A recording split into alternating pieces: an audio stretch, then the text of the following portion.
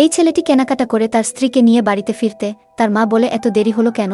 তখন ছেলেটির খালা বলে তারা ঠিকই নতুন পোশাক পরেছে, কিন্তু তাদের মায়ের জন্য কিছুই আনেনি। তখন ছেলেটির মা বলে আমার কিছু লাগবে না। মহিলাটি বলে আমায় দেখো, আমার বৌমা এটা আমাকে কিনে দিয়েছে, অনেক দামি। মেয়েটি তখন বলে ওই জন্যই ছিঁড়ে সুতো বের হয়ে আছে। তারপরে তাদের বসে থাকতে দেখে মহিলাটি তার বোনকে বলে, তোমার বৌমা কি কাজ জানে না? সব কাজ দেখতেছি তুমি একাই করতেছ। এই বলে সে তার কাছে গিয়ে বলে এত বসে থাকা ভালো না, মেঝে পরিষ্কার করো। ছেলেটি তখন বলে আরে আমরা এসব তাকে দিয়ে করিয়ে নিই না, আমাদের কাজের লোক আছে। মহিলাটি বেলজ্জার মতো সেখান থেকে চলে যায়।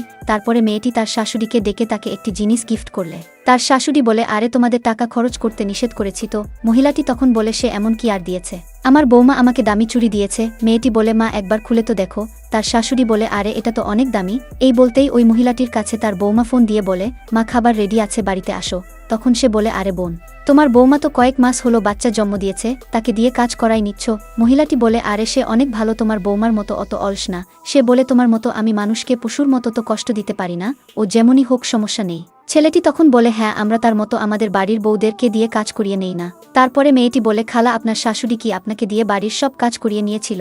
মহিলাটি রেগে চলে যায়। কিছু মানুষের নিজের চাইতে অন্যের চিন্তা বেশি ধরে, এদের কি করা উচিত আপনারা কমেন্টে জানাবেন।